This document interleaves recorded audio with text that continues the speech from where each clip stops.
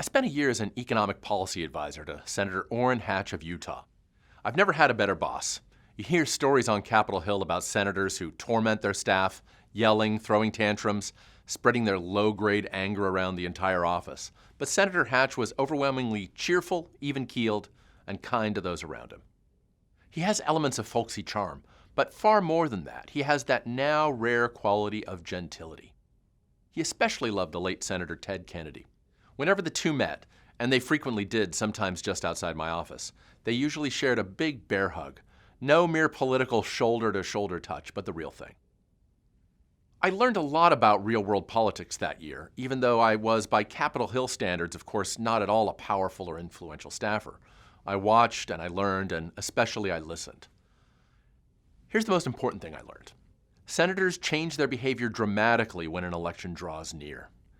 U.S. senators have 6-year terms, and those senators are broken into 3 classes, with 1/3 of the senators up for re-election every 2 years. Staff on the Senate side of Capitol Hill keep an eye on which senators are what they call in cycle, senators who are less than 2 years out from an election. I recall a passing comment of a Senate staffer about a now retired senator, relatively powerful, from the Midwest. Here I'm paraphrasing a 16-year-old memory. The staffer said, "Oh, he's been voting to please the party the last 4 years, but now that he's in cycle, he'll be heading right back toward the center." You might think it's obvious that senators behave differently when an election is around the corner, because it is obvious. But if voters were easily duped, if they were mere puppets manipulated by TV ads and a few handshakes, then a looming election would only change the senator in superficial ways. You'd have some more flights to the home state, some more interviews with local TV, some more ads with a waving flag and with the senator's smiling family. And those would be the only signs that an election was coming up. Superficial changes, not changes in substance or changes in policy. But in the Senate, we saw more than that. We saw senators voting differently, drafting different types of bills, wondering and worrying more about how actions in D.C. would go over back home. Senators act as if voters care about the recent past, with the emphasis on recent. So what are the lessons we should learn from watching how senators behave differently right before an election? First, if you're hoping for politicians to act with bravery, don't hope for much in an election year. Second, if you'd like your politicians to be braver, have fewer election years and give politicians longer terms in office so they have enough distance from the voters to act with bravery. What Have You Done For Me Lately isn't just a fantastic Janet Jackson hit from the 1980s. We see this focus on recent rewards in politics too, and part of the reason is because voters usually can't remember what happened more than a year ago. But since voters often want bad policies enacted, like trade restrictions and heavy-handed labor market regulation, the short-term memory problems that plague voters create a window of opportunity for good policy. What makes politicians more likely to support the expert consensus on issues like freer trade and lower import tariffs?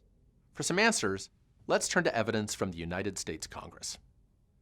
While U.S. senators have 6-year terms, members of the lower house of the legislature, the U.S. House of Representatives, have just 2-year terms. What encourages senators to vote for lower trade barriers? One big factor, being years away from re-election. When a senator is in cycle, in other words, when the re-election campaign is less than 2 years away, she's 10 percentage points less likely to vote for a freer trade deal. Economist Paula Conconi established this fact in an aptly subtitled 2014 paper, The Protectionist Effect of Elections. She provides anecdotal evidence for her case in a footnote. She says, for example, during her first term as senator from New York State, Hillary Clinton voted on 6 trade liberalization bills, 4 times in favor during the first 4 years, and twice against during the last 2 years, just before she was ready for re-election. Politicians act differently when the election looms. They don't just show up to more county fairs and more church services. They're also more reluctant to support one policy reform that experts agree upon: freer international trade. Conconi's creative study packs a lot of power because it compares in-cycle senators to 2 very different groups, out-of-cycle senators and House members, and every method yields consistent results. When elections are looming, U.S. politicians are less likely to support a policy that most economists would support. It's politics all the way down, and short-term swing state politics at that. Calm and cool planning for the economy's long-run prosperity, this is not. It appears that looming elections are bad news for good economics. This isn't just a story that applies to the United States, however. On average, the story that looming elections lead to bad economic policy holds around the world. The best evidence comes from a study of IMF programs co-authored by Stephanie Ricard of the London School of Economics. When the International Monetary Fund offers loan and aid packages to developing countries, often just after a financial crisis, these packages often come with strings attached. One set of strings: labor market reforms, demands that a nation lower the minimum wage, make it easier to fire workers, and make other related changes that many citizens will oppose. As with international trade, labor market policy is an area where economists tend to agree with each other and tend to disagree with the general public. So how do looming elections fit into this? Ricard and Caraway checked to see if the supposedly all-powerful IMF imposed fewer labor market liberalization reforms when there was an election looming. Financial crises are somewhat random, so if they happen when elections are years away, does the IMF demand lots of pie-growing, productivity-increasing reforms? When a financial crisis occurs just before a scheduled election, does the IMF wimp out and demand fewer pie-growing reforms? Ricard and Caraway report, drawing on a total of 297 different IMF interventions in democracies the world over. In their words, labor conditions included in programs signed within 6 months of an upcoming election are, on average, 50% less stringent than those agreed more than 6 months away from elections. It turns out that the IMF behaves a lot like many U.S. senators. The fund is reluctant to push for reforms that are relatively popular with experts but unpopular with voters. Both politicians and international lending agencies have limits to their political bravery, and an election year isn't the best time to ask either one to ignore the demands of the voters. This means that if elections were a little less frequent, for instance, if political terms of 2 or 3 years were lengthened to 4 or 6 years, politicians would find political bravery a little easier to come by. The world's rich democracies would likely stand a better chance of getting better economic policies, and we'd all still feel like we lived in democracies. Before I headed off for my year in Capitol Hill, I was trained in monetary economics, and my early research was all about the different ways that the Federal Reserve, America's central bank, influences the U.S. economy. A lot of this research focuses on how shifts in monetary policy, looser or tighter money, selling or buying U.S. government bonds, influence interest rates, business hiring, and overall economic activity. Monetary economics often focuses on how certain government actions now tend to shape the private sector in the future. But monetary economists have gone further and asked which kinds of government rules and which kinds of government bureaucracies are likely to cause better government actions. It's not just what's the right policy choice, but also what kinds of government rules lead to better policy choices. Economists care so much about good outcomes that we search further up the chain of causation. That search for deep causes, for root causes, may take us in unexpected directions. Governments across the rich countries have had widely differing rules about how to run monetary policy. Gold standards, pegged exchange rates, vague promises of price stability, and many others. And they have different kinds of bureaucracies implementing those policies. Some are about as detached from democracy as an appointed judge, while others work directly for the nation's prime minister and can be fired at any moment. Once monetary economists started looking into what kinds of government rules and what kinds of government bureaucracies predicted economic success and which predicted economic tragedy, they found a robust pattern. The more independent the nation's central bank was from the political process, the better things typically turned out. But what does independent mean? Well, that's a euphemism for not very democratic. Good central banks that help create low, stable inflation, tend to be independent. But independent from what? Independent from the voters. The lessons I drew from learning about the value of central bank independence? First, if you want good government policies, you'll often want those policies created and enforced by anonymous bureaucrats who are kept far from the reach of the voters. Second, if you want policy enforced by anonymous bureaucrats like judges, central bankers, or trade commissioners, don't say you want oligarchic, undemocratic bureaucrats in charge. Just say you want independent bureaucrats. It goes over much better. The euphemism really helps. Princeton's Alan Blinder, former vice chair of the Federal Reserve, tells a story. In January 1993, then-President-elect Bill Clinton, a man who knows something about how politics really works, gave Blinder some sage advice on how to pose for a photo op. Alan, now you're supposed to say nothing and look profound. Alas, that's not just advice for looking good on the front page of the New York Times. It's often what politicians hope economists will do when they're asked for advice. Stay quiet, give the impression that the intellectual heavyweights support whatever the politicians decide upon. Experts as mere window dressing. Blinder has hoped for more than that. Indeed, he insists that a well-run country needs more than that because he correctly believes that intellectual heavyweights know a lot that the politicians don't. And since Blinder is a strong supporter of independent central banks, he suggests extending that independent, less democratic approach to tax policy, giving independent panels led by economists, lawyers, and accountants the power to permanently shape the tax code. And while he doesn't suggest a precise percentage, Blinder recognizes that his approach might, well, slightly reduce a nation's level of democracy. In Blinder's words, "What I mean to suggest is that a few economic policy decisions might be better made by technocrats than by politicians, and with no substantial diminution of democracy." So Professor Blinder calls for reforms that would lead to no substantial diminution of democracy. The reforms that I've suggested altogether I've referred to sometimes as adding up to 10% less democracy. Is 10% substantial? I'd say so, though just barely. So perhaps Professor Blinder is thinking more about a 2% diminution of democracy. And I'd say that's an excellent place to start. After my year on Capitol Hill, I spent about a decade researching the many ways in which smarter neighbors can improve our lives. My first book, Hive Mind: How Your Nation's IQ Matters So Much More Than Your Own, brings together that line of research. One big lesson I learned from that process was that voter skill matters for the wealth of nations, that the cliches are true, and that informed voters are an important ingredient in the good government recipe.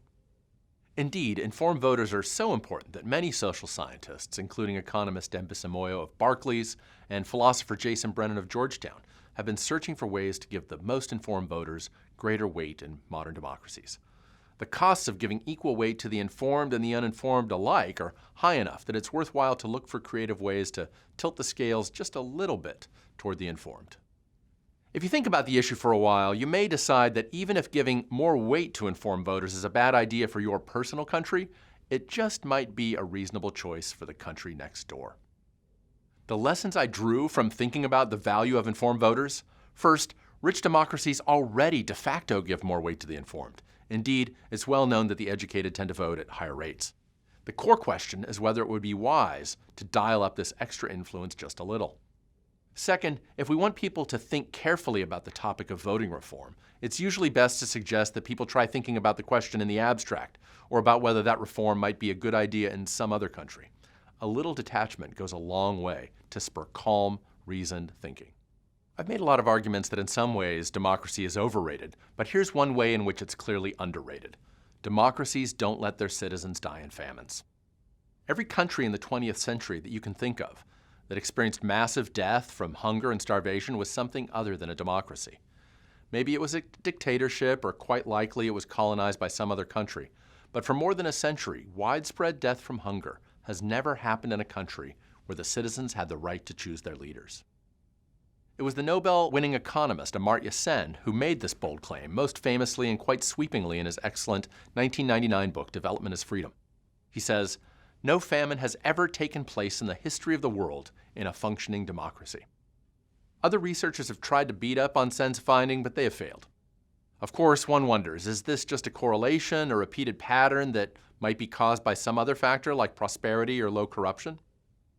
Here's one test, one that Sen himself used. Compare what happens in a nation just before versus just after that nation becomes a democracy. India's last famine, the Bengal famine, occurred in 1943. India became an independent nation in 1947. After the end of British rule that year, India was still poor and its government was still riddled with corruption. But Indians never again experienced widespread death from famine. Holding the country constant and changing the type of government from a colonial outpost to a new democracy was, it appears, all it took to save lives. That's a strong argument for democracy, and it's one that I believe in. It has a twin argument, also based on over a century of real evidence. Democracies don't engage in widespread slaughter of their own voting citizens. Government-led massacres are exceptionally rare within democracies. Economist William Easterly of New York University oversaw the creation of a new database on this topic with data from around the world that spanned from 1820 to 1998. A key finding that he reports. He says, "In general, High democracy appears to be the single most important factor in avoiding large magnitudes of mass killings, as the highest 25% of the sample in democracy accounts for only 0.1% of all the killings. Since these proposals add up to what I call 10% less democracy, and since my proposals are targeted at nations that are already near the very highest levels of democracy, even embracing all of the reforms I suggest will keep these nations in the top 25%, and will keep these nations away from the risk of widespread mass killings. Of course, as with the no famines claim, there are caveats and provisos in the underlying research, like how many deaths from hunger and how short a time does it take to count as a famine. But the overall message is strong.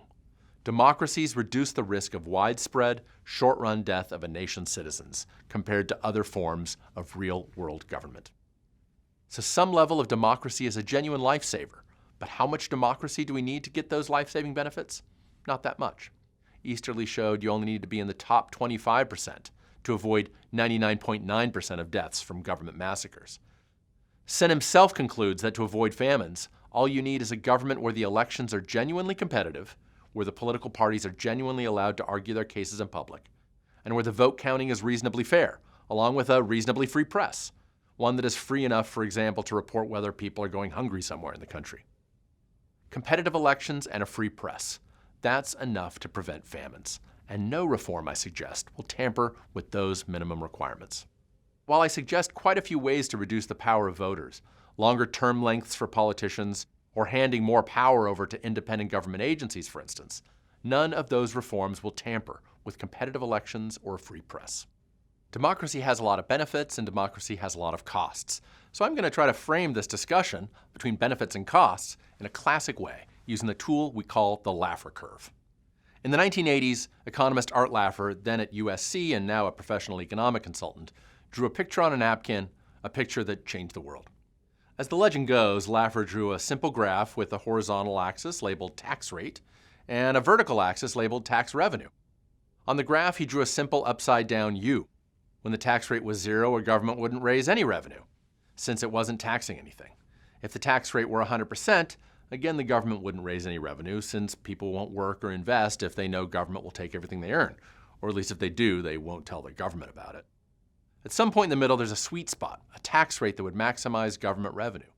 And back in the United States of the 1970s, when the highest tax rates reached 70%, Laffer was pretty sure that the tax rates were higher than the sweet spot. In economics, anytime we see a relationship that can be summed up as an inverted U, we're pretty likely to call it a Laffer Curve type relationship, in homage to Art Laffer. My contention is that the world's rich democracies are overall on the wrong side of the democracy Laffer Curve.